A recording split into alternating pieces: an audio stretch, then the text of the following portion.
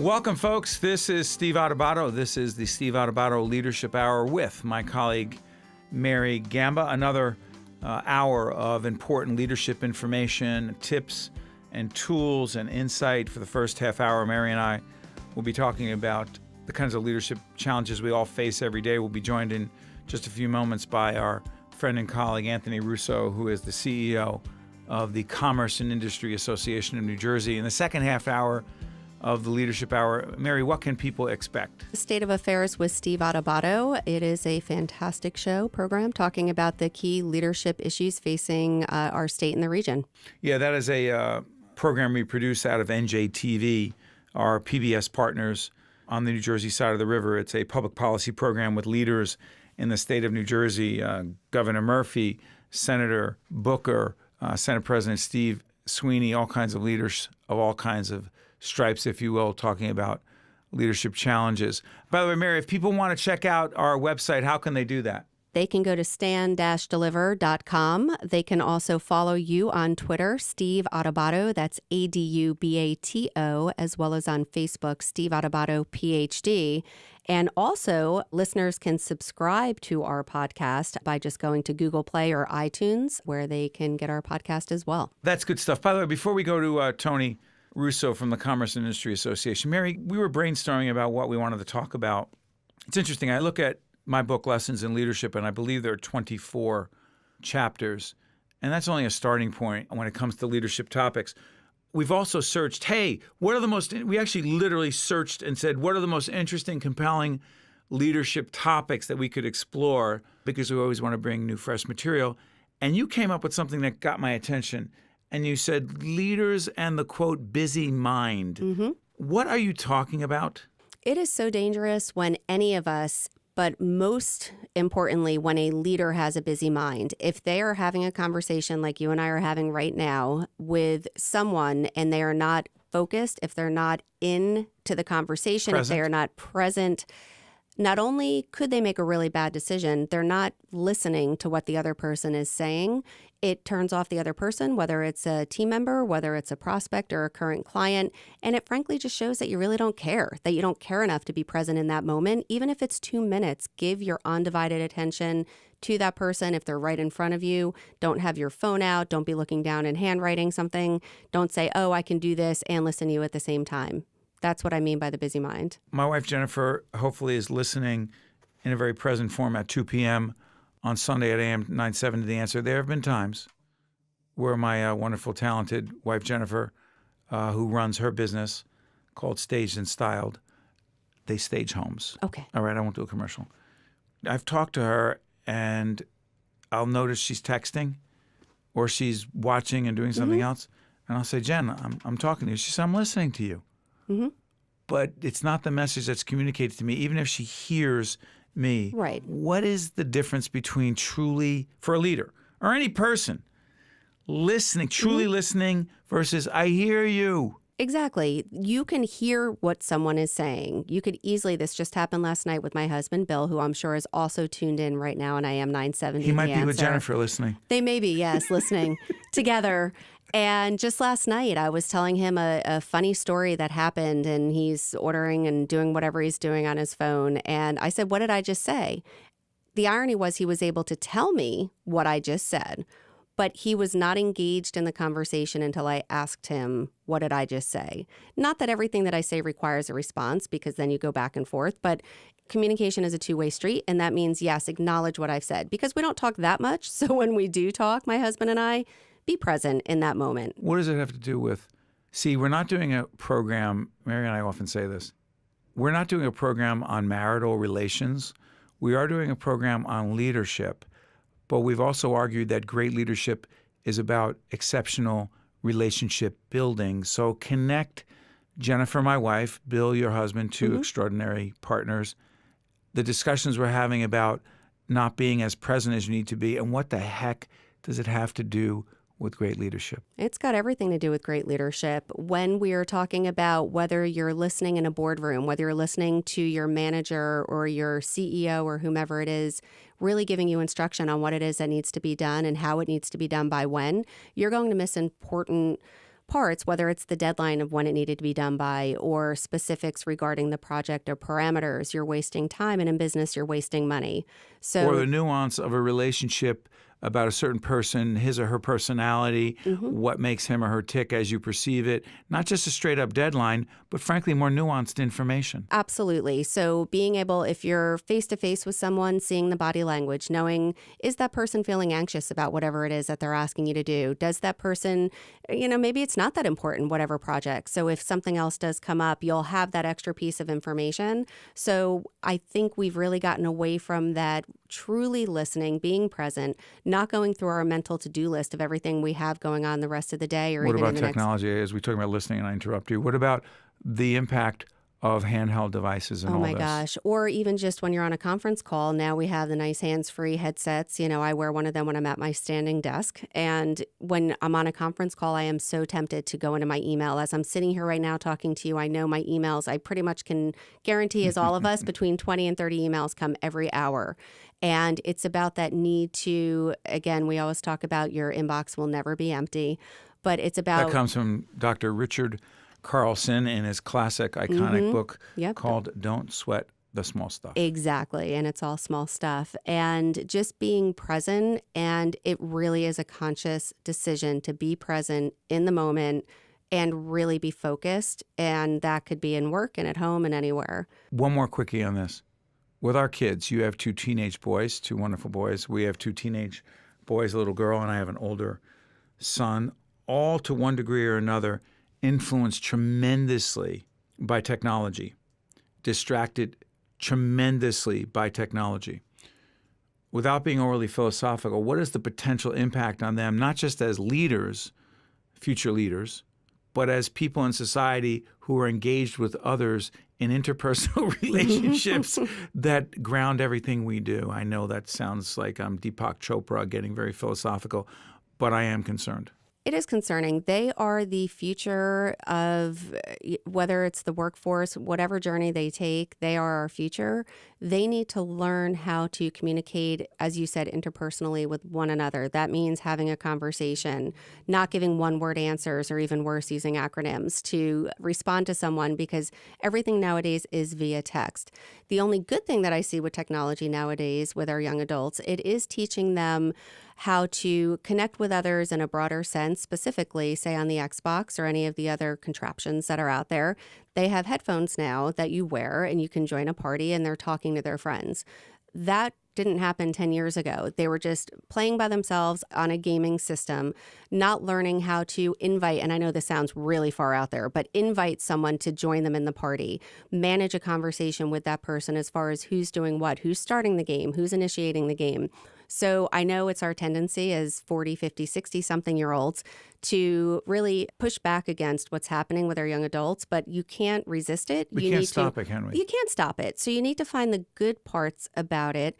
You need to teach your children that there's also people and the importance of communicating, but there are some good things about using technology. There are a lot. I promise one more thing on this.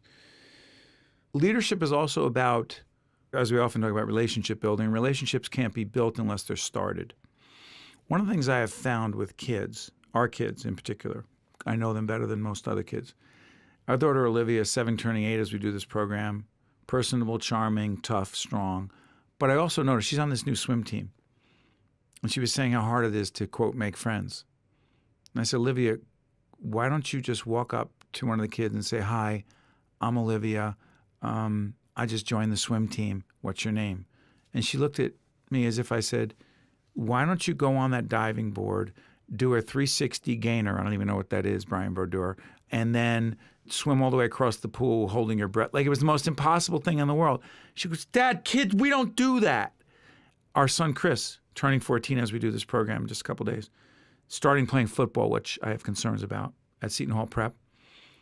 Dad, it's hard to get to know kids. Chris, would you take your helmet off? Could you walk into the weight room? Could you walk and say, hi, I'm Chris. I just joined the team. What's your name? He doesn't know the coaches' names all the time. He doesn't know a lot of the kids' names.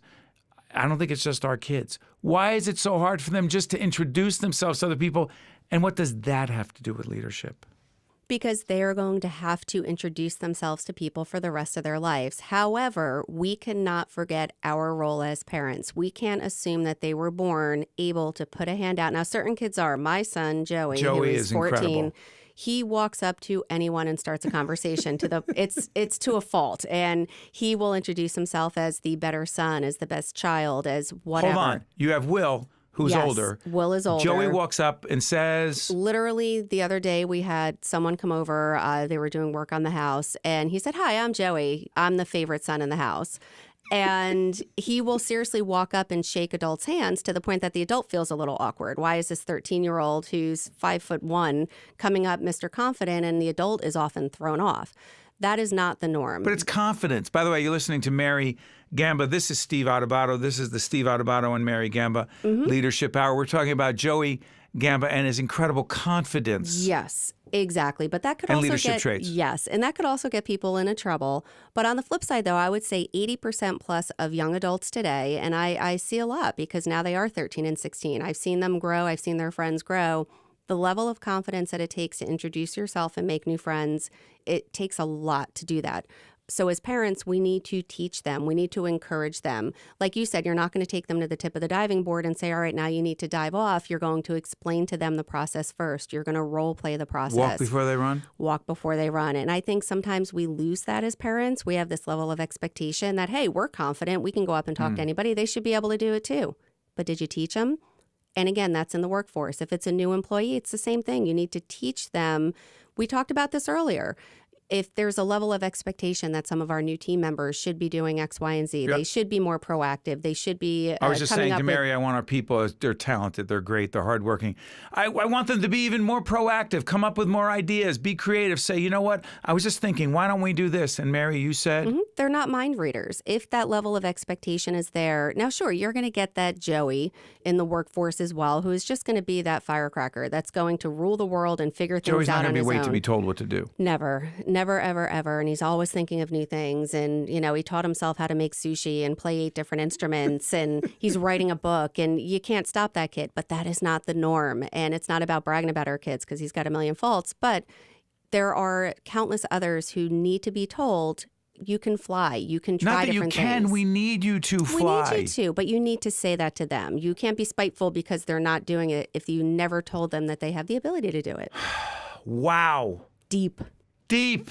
very deep. That's what the Leadership Hour is with Steve Adubato and Mary Gamba. Sometimes it gets deep and you're asking yourself, why are we talking about our kids? Why are we talking about our spouses? Why are we talking about listening, being present, technology, personality traits, who can walk up to whom and introduce themselves and build relationships? Because a lot of leadership is about making personal connections, about having the courage and the confidence to handle yourself in a certain way. And not everyone has the DNA like Joey Gamba, Mary's son, to be able to do it. And they're all different. By the way, speaking of different leaders, why don't we go to the phones every week on the Leadership Hour on AM 970, The Answer at 2 p.m. on Sundays. Steve Adubato here with Mary Gamba. We invite a leader to come on and share his or her views about how they got to be the leader that they are and what they've learned from their successes, from the mistakes they've made. And Mary, why don't we set this up? Who are we going to be joined by? Absolutely. We are going to be joined by Tony Russo. He is the president of Commerce and Industry Association of New Jersey, as well as the CEO and publisher of Commerce Magazine. So I look forward to chatting with him. Let's check out our friend, Tony Russo, right after this. This is Mary Gamba. If you want more leadership tips and tools, log on to stand-deliver.com. That's stand-deliver.com. Steve Adubato here with my colleague, Mary Gamba. We're pleased to welcome our longtime friend, Anthony Russo, president of Commerce and Industry Association of New Jersey, and the CEO, publisher of a great magazine that I look forward to every time it comes out, Commerce Magazine. Good to talk to you, Tony. How you doing, buddy? Thank you, Steve, and thank you, Mary. And we appreciate our partnership, and congratulations on the radio show. Yeah, Thanks for being a good partner. Well, thanks, Tony. And by the way, when Tony talks about partnership, we cross-promote on the broadcast side, on the television side. I've contributed to the magazine, and they've been great with us. They promote our stuff as well. But, Tony, let me ask you this. One of the subjects we have not explored in the Leadership Hour that I want to talk with you about is culture. The role of a leader in shaping the culture of an organization. I'll tell you what I mean.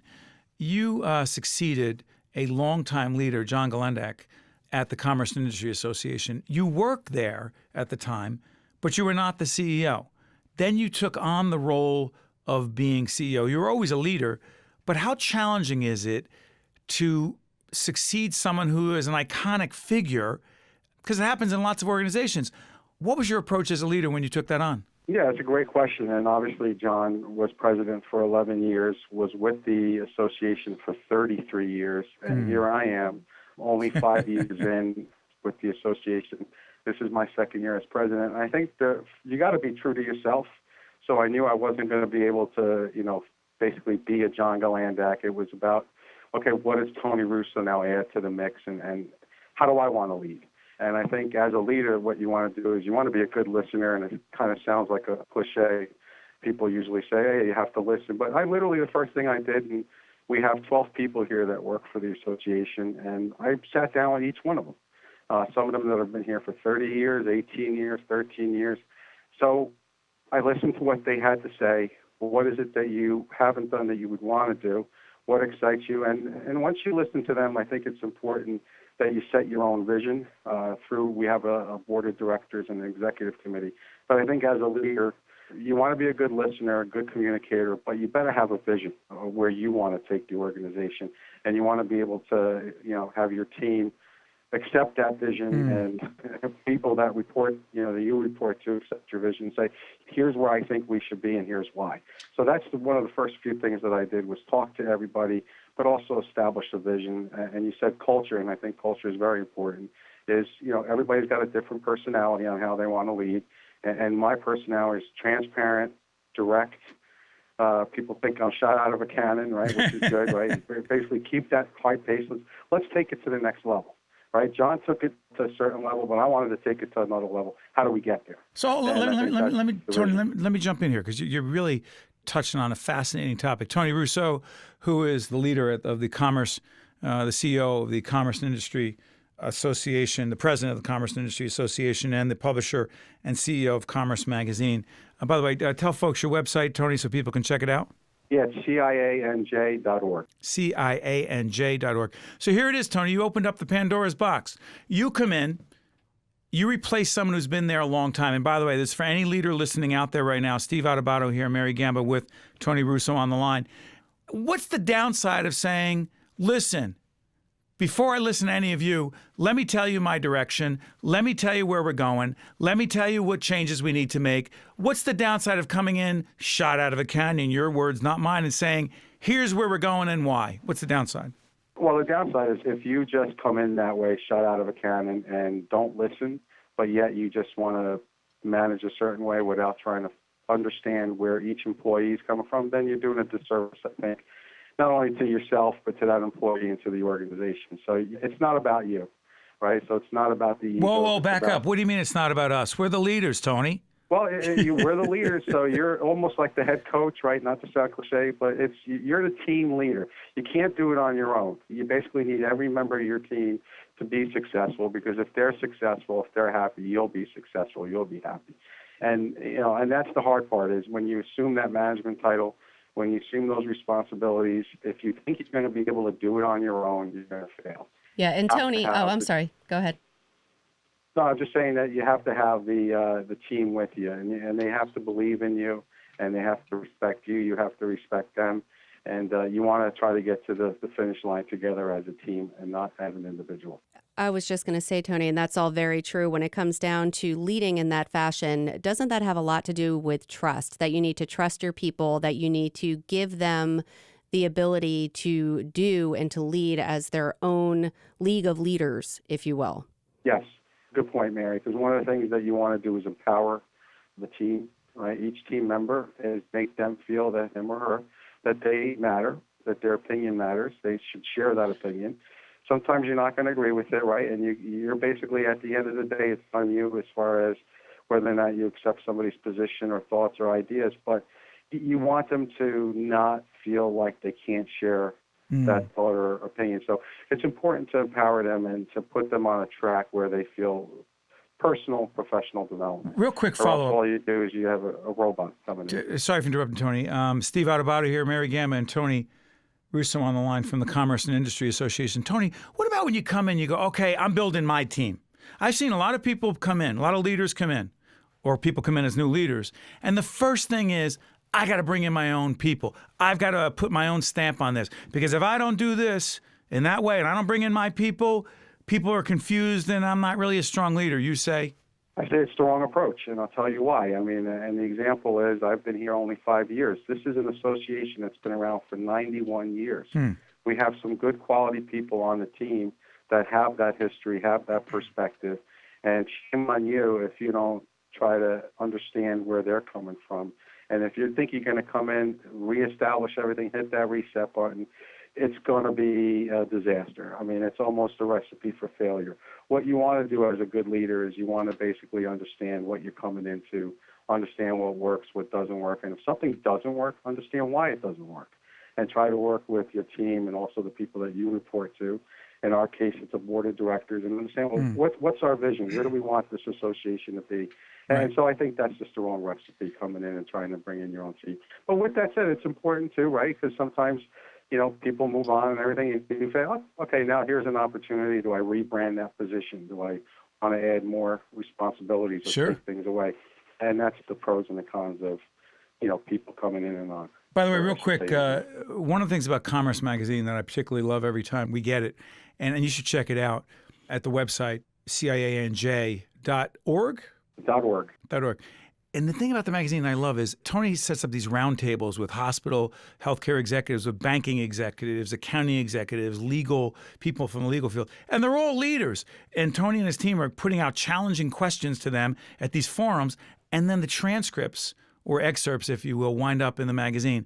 And it's great stuff. Do you intentionally, real quick before I let you go, Tony, you don't call them leadership forums, but they're all leaders who come together to talk about challenging, difficult issues, right? Yeah, and we call them forums, and I call them wow events, right? You want the thought leaders there, you want the industry leaders, and you want to ask them the questions that the attendees, it's really important for the attendees to walk away with that feeling like I learned something I didn't know before I got here today, and so that they could use back at their own company. So, yeah, I mean, it's intentional. We try to target the thought leaders out there, the industry leaders, and bring them together. We like to say that our events are like bridges between businesses, right? Brings those businesses together and have that frank discussion. And the best advertisement out there is when people say, wow, I really learned a lot at a CIA and J event. You know, it's a can't miss event. And we hope that they then turn to their clients, their work colleagues and say, you know what, you should join CIA&J, and that's a win-win for everybody. By the way, before we let Tony go, Mary, one of the best, I don't even want to call it a book signings, but we did a leadership forum with the Commerce and Industry Association with when the book was coming out, Lessons in Leadership, which you can check out on our website, stand-deliver.com. Tony and his team put together a great forum with leaders. I think Mike Marin from Holy Name was on, Kevin Cummings. Who else was there? It was Kathy Waldron from William Patterson University. The president, that's right. And someone from, was it AT&T? It was PSC. No, it was PSC&G. It was Ralph LaRosa. Ralph LaRosa. Oh, my God. He's got a good memory. You're good, Tony. And by the way, so what I'm saying is all those leaders came together. It was great stuff. I want to thank you for that, Tony. I want to thank you for joining us on the Leadership Hour with Steve Adubato and Mary Gamba. And also thank you for being our partner in everything that you do on behalf of the business community in the state of New Jersey. Thanks, Tony. Well, thank you, Mary. Thank you, Steve. And all the best to you with the radio show. Got it. Thank you for having me on. You got it. That was Tony Russo, Commerce and Industry Association. This is Steve Adubato. That's Mary Gamba. We'll be right back right after this. This is Mary Gamba. If you want more leadership tips and tools, log on to stand-deliver.com. That's stand-deliver.com. That was fascinating listening to Tony, Anthony Russo from Commerce and Industry Association. Mary, we've worked with in our company Stand and Deliver. By the way, our website, stand-deliver.com. And Twitter and Facebook. Let's get it out of the way. Sure. Steve Adubato, that's Adubato. And then on Facebook, Steve Adubato, PhD. And I would also like to thank New Jersey Resources for bringing this episode of the Leadership Hour to our listeners on AM 970. They're making it possible. New Jersey Resources with their great CEO, Larry Downs, who I believe was our first guest on the Leadership Hour New Jersey Resources is in fact our first and most significant sponsor out of the box. They will not be our last. But Tony Russo, one of the things he was talking about that I want to follow up with you on, and that a lot of people listening right now in the Leadership Hour have to deal with, is a new leader. Tony replaced a longtime leader.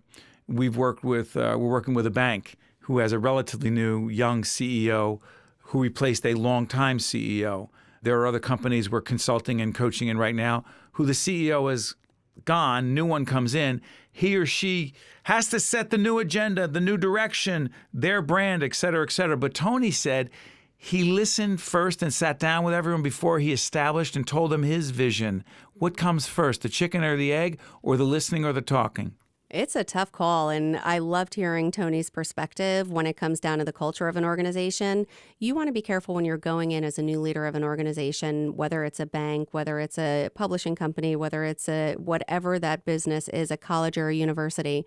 You need to go in and, of course, you need to set the tone that you are the new leader of the organization. There's a new sheriff in town. There is, but all of those people that have been there on that team for 5, 10, 15, maybe even 20 years, they deserve and have earned the respect of you going and sitting down and hearing what they have to say. Of course, there's going to be a time for the Tony Russos of the world and for anyone to lay down their vision, mission for the future of the organization. But to do that first without hearing from the people that have really made that organization run for, in some cases, really decades, I think that it is important to do that and to have that FaceTime and to just let them know that I am going to hear you. Now, that doesn't mean that you're going to listen to everything that everyone says. You can listen. You can listen, but you may not make your decisions just based on the things that you've heard, but you will tuck them away, because what you don't want to do is go in and, hey, it's my shop now and you're going to follow what I say, because you could definitely jeopardize and you can lose some people.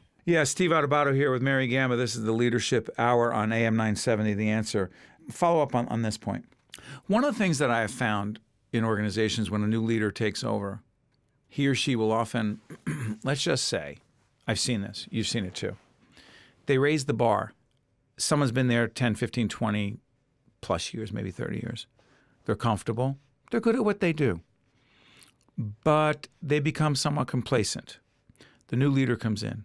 He or she, sooner or later, after listening, doing town meetings, having all these conversations, engaging people, says, all right, here's the deal. Here's the new standard. Here's the new bar. It's higher than what it was before. In order for us to compete in the marketplace, we have to expect more from each one of you. Therefore, we have a new system of evaluating people. We have a new system of giving bonuses or not giving bonuses. The way you're going to be promoted is not simply based on longevity and survival in the organization. It's based on productivity, and all of a sudden, this is not hypothetical, you see people freaking out. You see people panicking. You see people saying, I really like the way it used to be. Why can't we go back to that? And we can't.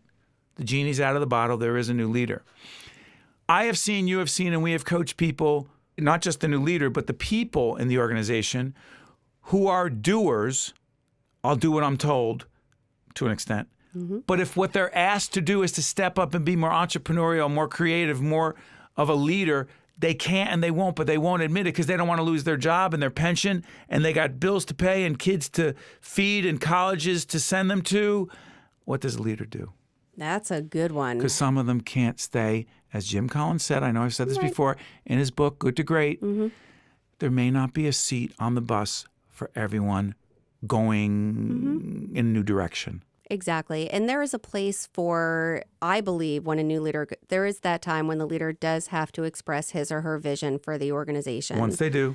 And if it is going in an entirely different direction, and once they communicate that in certain areas, frankly, if there's a certain team member that's going to be resisting and not on board, and as we always say, if they're not going to buy into whatever... Say they buy in, but their performance level just isn't there. Then they got to go. They're really nice people, though, Mary. Well, that's great. We're all nice people. We all have kids that we have to feed, but there is there's a lid for every pot, and maybe it's their time to find a new professional journey.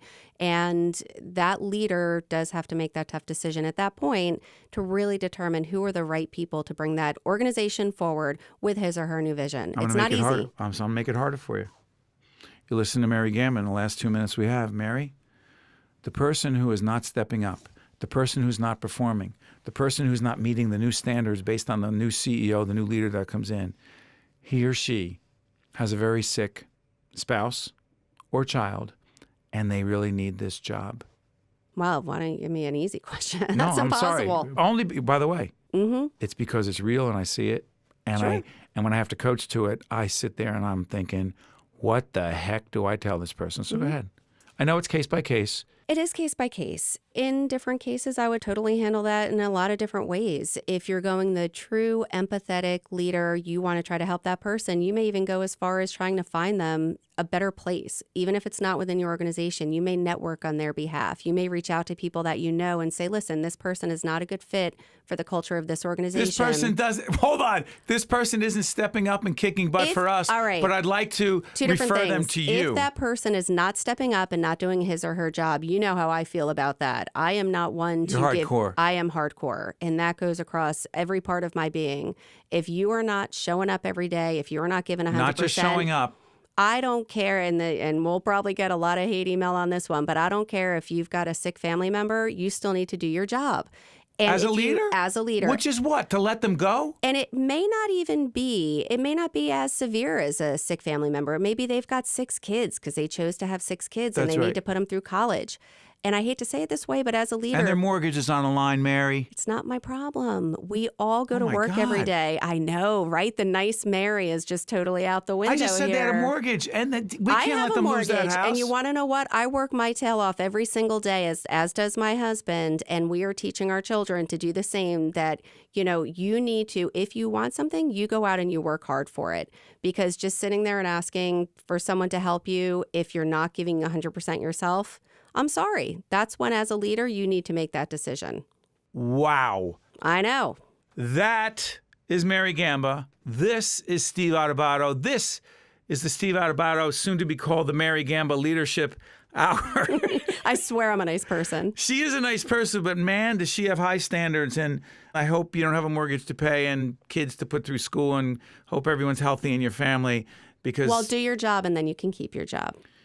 there's going to be a new sign in Mary's office that says, do your job, then you can keep your job. Exactly. Well said. Mary Gamba, Steve Adubato. This is the Leadership Hour. This is also on the greatest radio station in the New York, New Jersey market, AM 970 The Answer, every Sunday at 2 p.m. The Steve Adubato and Mary Gamba Leadership Hour. We'll check you out next time. This is Mary Gamba. Stay tuned. We'll be right back with State of Affairs with Steve Adubato, where we look at the most pressing issues facing the state of New Jersey.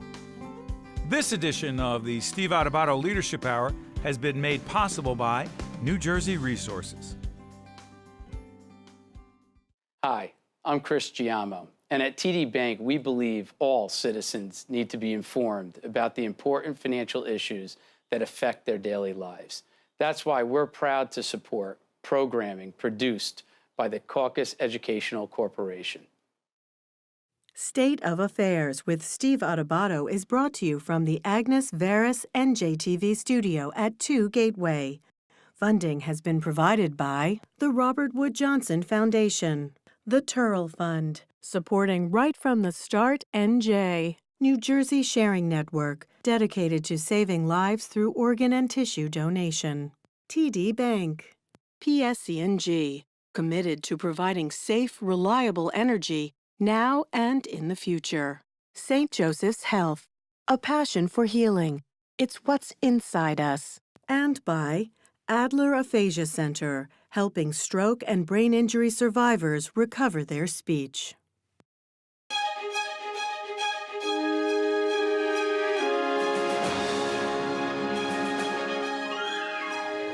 Welcome to State of Affairs. I'm Steve Adubato. We are, in fact, coming to you from the Agnes Veris NJTV studio in Brick City, Newark, New Jersey. It is my honor, pleasure to introduce for the first time on State of Affairs, Sue Fulton, who is Chair and Chief Administrator, New Jersey Motor Vehicle Commission. Good to see you, Chief. Thanks so much, Steve. Happy to be here. You had a cocktail party. Someone says, what exactly do you do?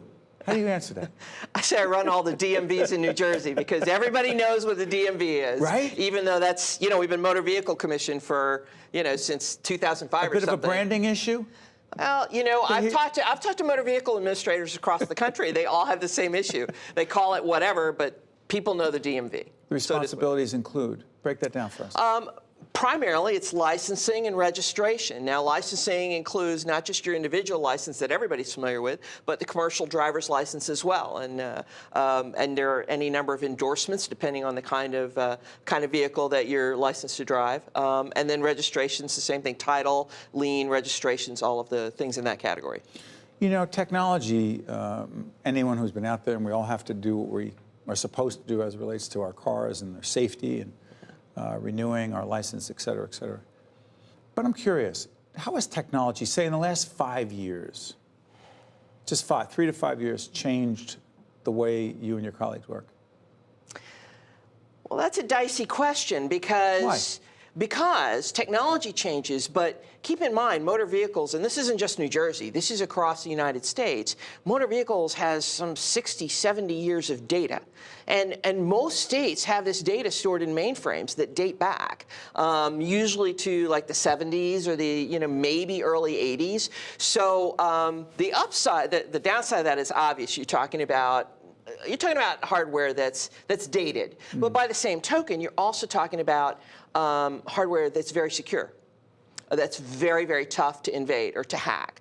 So we are not at the same place with information technology that corporations might be, because this is a massive amount of data that we're keeping safe. By the same token, there are so many different developments that have influenced this. Right now, there are states that are looking at mobile driver licenses, meaning having your driver license on your phone. So the data is secured, but so let's say you get pulled over, your phone gets pinged with a request from law enforcement. What's to release your driver license? You give that permission, and before the officer gets to your car, he can take a look at that license and review everything, so he knows that everything's on the up and up. This is your vehicle because he's looking at your license plate, and then he's already got that information. The other thing with a mobile driver license, and I'm selling technology that we're not ready to move to. But it is, do certain states actually do this? There are pilot programs with a mobile driver license. So as opposed to across the state, Maryland's piloting it. Right. Do you folks talk to each other about better ways to do what you do? Absolutely. The American Association of Motor Vehicle Administrators is a national organization. The people who are running it are people who've had years of experience in this arena. The administrators, as well as their senior staff, we talk to each other about best practices. The thing about moving technology is that, we can't put the car in the shop to change all the technology, right? Because we're serving millions of transactions every year. Millions. Transactions Absolutely. Every year. So, we close, look at the impact when we have a computer outage, as we've had, and people can't get served. There are a number of New Jerseyans who are inconvenienced by that. So we have to keep our services going while we do upgrades. We're fixing the car while it's moving, right? I love it. So as a consequence, a lot of us, as I said, in all the states, we're a little bit behind, but we're looking at ways, particularly New Jersey, to do that in a reasonable and practical way. By the way, let's put up the website for the Motor Vehicle Commission. We are, in fact, speaking to Sue Fulton, who is the chair. The chief, I apologize. The chief. Chair and chief administrator. So I got it. Yes. The chief of the Motor Vehicle Commission in the state.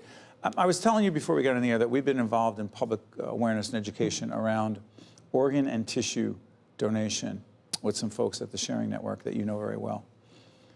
The one thing that and by the way, there are thousands, literally thousands of New Jerseyans and many, many more Americans waiting for an organ to survive, to live. What exactly is the process in terms of your renewing of the license, and what can you do? A loaded question, I know we're talking about technology. Can they actually go online and register as an organ donor?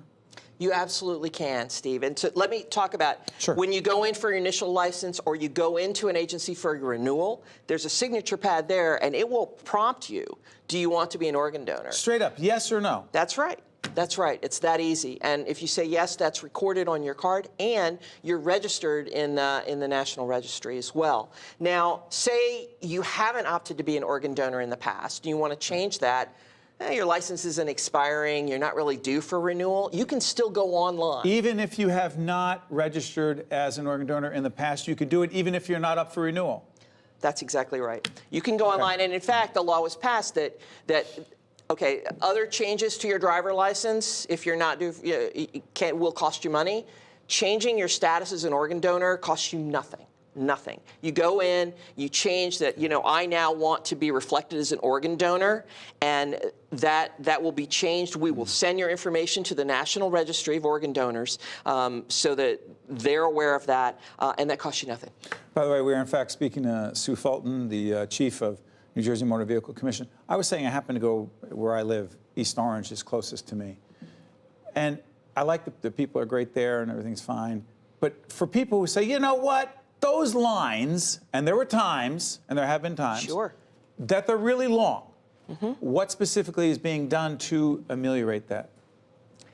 That's a great question, Steve. And there's not a magic wand we can wave that's gonna alleviate the waits at motor vehicles. It's a lot of little improvements that we need to make. Now, there are some IT improvements. You mentioned IT earlier.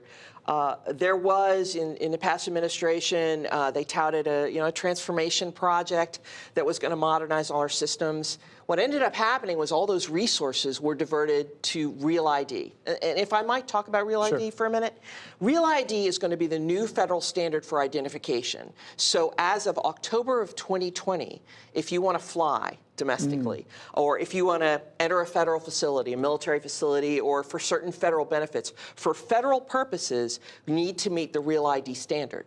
That requires changes on our part at Motor Vehicle Commission. So it is a priority that we have to convert over to Real ID, huge IT lift. That said, all of the modernization efforts that had been talked about and planned, all that funding and resources went into Real ID. So we haven't done the kinds of modernization we need to do. Modernization that would, for instance, allow you to schedule appointments. As opposed to just going cold. As opposed to just going in and then standing on that line and waiting. There are some IT projects that would allow you to do more online. Now, I will say, right now, the use of our online services, for instance, you can... Got a few seconds left. Go ahead. I'm sorry. Renew your registration. Use of online services is very low. You're saying you can renew your registration online. Don't even go to Hold on. I'm due for my license. I can't do it online. I have to go to... I just want to clarify. I have to go to one of the offices. Okay. Registration is different. Two things. One, registration is different. I don't want to make this about me. I just know there's a lot of other people dealing with this. Go ahead. Let's make it about you, Steve. No, don't. Okay. No, registration renewal you can do online. You go online with that. Put the website up. With that envelope. With that envelope you get, it's got a PIN number. You go online. You renew your registration online. Now, driver renewals, every 4 years you have to renew that driver license. They got to see you. Only every 8 years. Really? Only every 8 years. So what will happen is you're ready for a driver license renewal, you'll get another envelope, and on there it'll say skip the trip, mail this in, and you mail it in. You don't have to go in. And you find that on the website? It's up there right now. Absolutely. Can we find that out? Skip the trip for your driver license renewal and registration renewals online. You are the chief, Chief Sue Fulton, who is the chair and chief administrator, New Jersey Motor Vehicle Commission. I promise you I will get to where I need to go and take care of it. And by the way, everybody else do the right thing. You bet. Thank you very much, Chief. Thank you so much. Thank you so much. Stay right there. All right. See how we matched? We coordinated. We did. We worked this out. No, we didn't. Back right after this.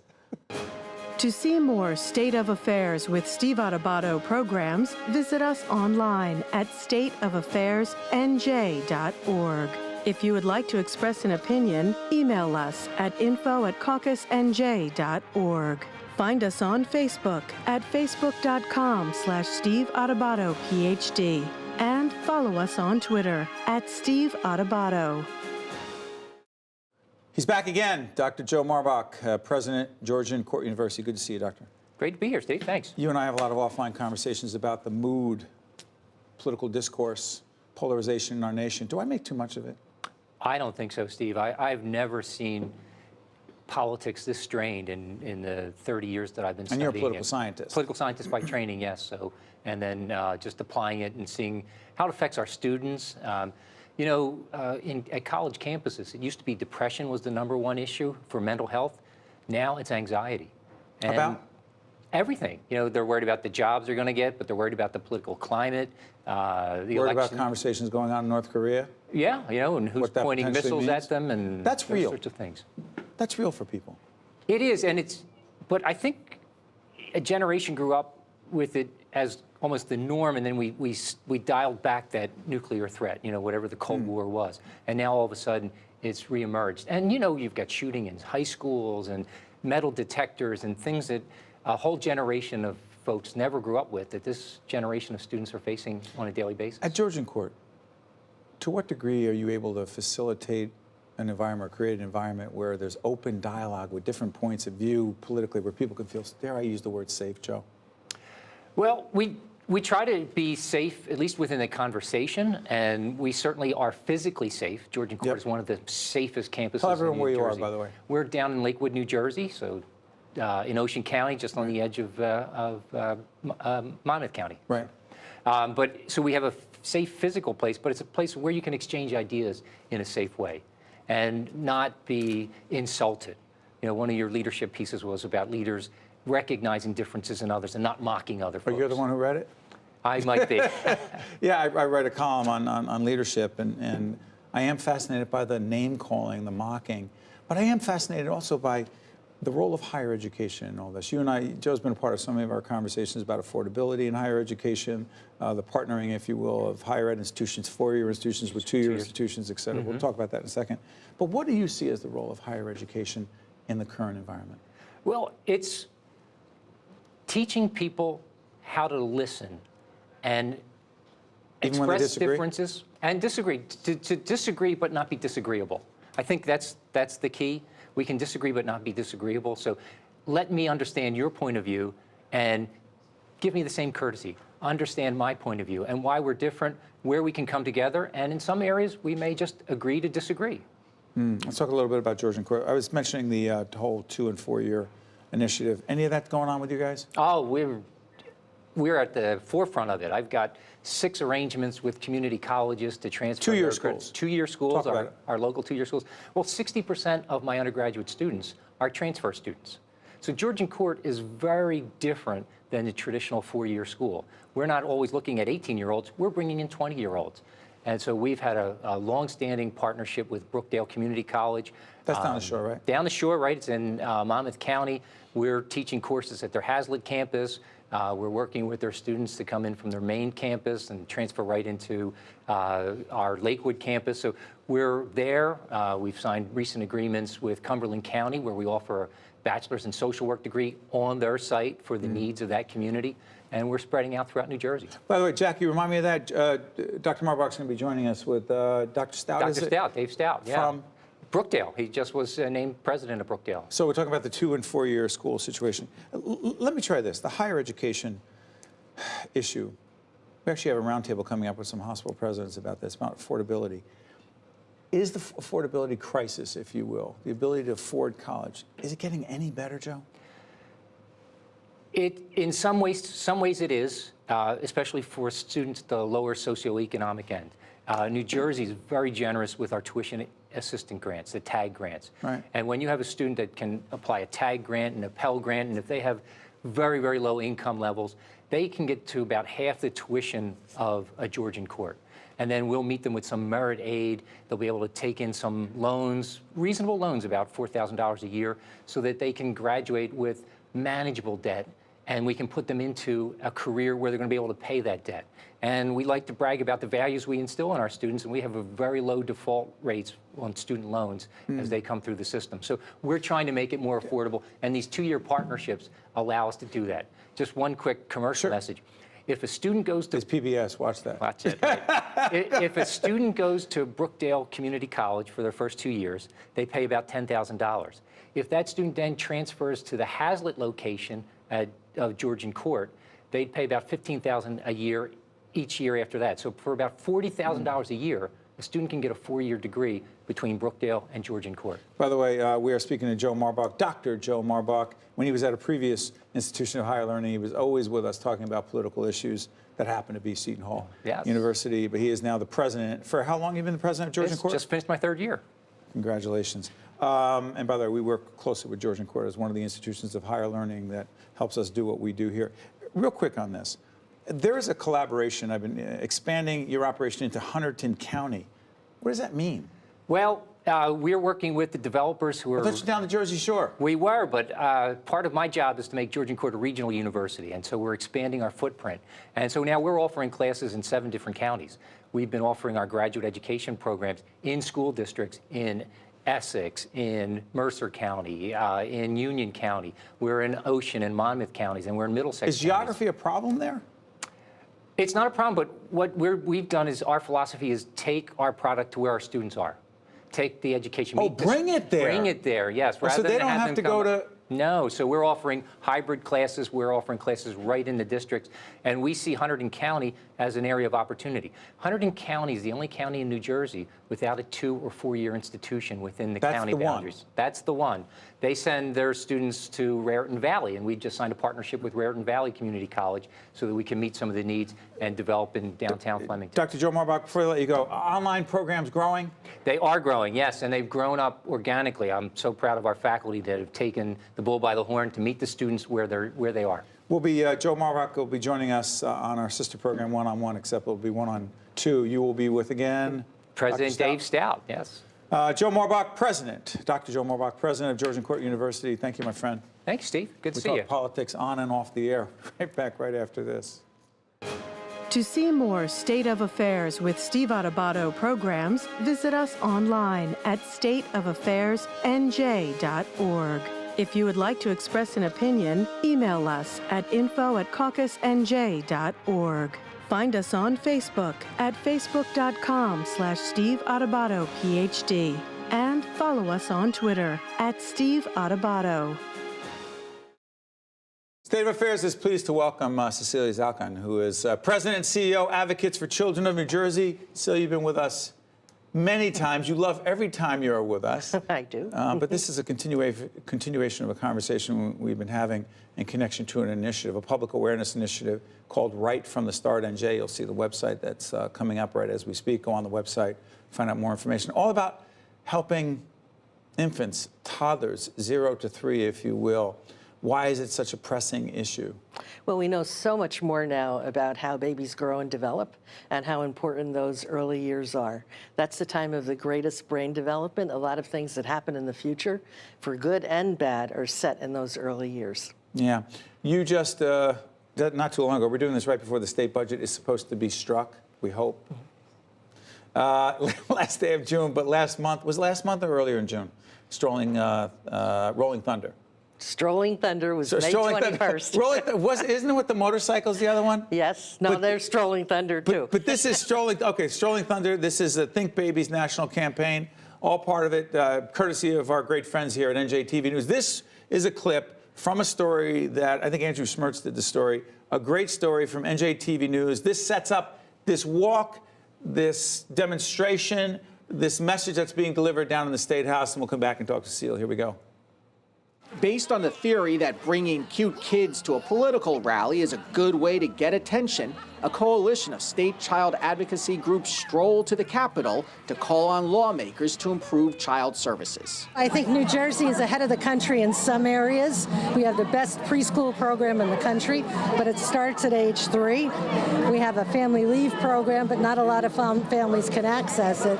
So what we feel is we're on a great pathway. We can make it much better. The event, Strolling Thunder, arranged by the group 0 to 3, is part of a nationwide campaign to highlight issues like childcare, paid family leave, and services for expectant mothers. About 150 of New Jersey's youngest came out with their moms and a few dads during a rather festive rally. Danelle Robinson will soon be a mother of 3. I'm really advocating for childcare because I'm learning now how much childcare really is. And with 3 children in childcare, that's basically, everything that I kind of make. The group, Advocates for Children of New Jersey, says the state is woefully underprepared to take care of the 200,000 New Jersey infants. The group says there are only licensed child care centers to handle about 56,000 of the newborns, leaving parents to turn to other expensive daycare options. A survey by Care.com, a company that helps families find child and senior care, says parents spend an average of 20% of their income on child care. In New Jersey, we need increased funding for early prenatal care. We need support for new parents through home visiting programs. And we need affordable, quality child care. Steve Adubato here. I want to thank our colleagues at NJTV News for that terrific clip. Cecilia Zalkind, let me ask you. You just heard the Assemblywoman Lopez talking about we need dollars, we need resources to do what? Well, I think we need to invest in babies to make sure that they have the best opportunity to grow and develop. Our advocacy is we need to start with childcare. So we were thrilled that Assemblywoman Lopez talked about that. Almost 65% of babies have parents in the workforce. There's not enough spaces in licensed centers to take care of them. This is a critical time for brain development. This is a time where children need a nurturing, supportive environment that helps them grow. New Jersey is woefully inadequate on every level in terms of child care for babies. You know, we were up in Vermont, Cecilia and I were up in Vermont. It was a conference with the folks in Vermont and the folks in New Jersey who are engaged in this conversation around infants and toddlers, 0 to 3, if you will. The Terrell Fund actually sponsored that event. I'm going to ask you something. Vermont is engaged in this. New Jersey is engaged in it. Is the rest of the nation engaged in this conversation, or is it just a couple of states that have funding to do this from private foundations and philanthropic organizations? Help us understand this. No, I think we're at the beginning of a movement. Nationally? Nationally. By the way, check out our interview with U.S. Senator Cory Booker yesterday. We talked about this topic. He had a lot to say about it. Go ahead. I do think we're on the beginning of a trend toward looking at babies. Many states like New Jersey have invested in preschool, which is wonderful. That's the pre-K? Yes, but it starts at age 3. And I think people are beginning to realize that a lot of learning goes on before age 3. So if you look across the country, you have states taking a look at what's happening to babies. And for babies, the education is childcare. That's where they are outside the family. Some states, like New Jersey, Vermont, were part of the Think Babies National Initiative with 5 other states. We certainly, I think, are ahead of the curve. We have support to take on a campaign. But, you know, we're part of a couple of national networks, and other states are talking about this, too. Let me ask you, we're doing this right before the state budget is, in fact, supposed to be struck. Are there items in this state budget that impact infants and toddlers? Not enough. You know, that was one concern that we had. We were thrilled when Governor Murphy announced his budget, a real emphasis on working families and how do we ensure that families can work, but he left out child care. Hold on, respectfully, Celia, you were on that transition committee, the transition team with Governor Murphy. Did they hear your voice? Yes, and actually we were able to get a recommendation around child care into the transition report. I was hopeful, especially when the governor had such a focus on working families.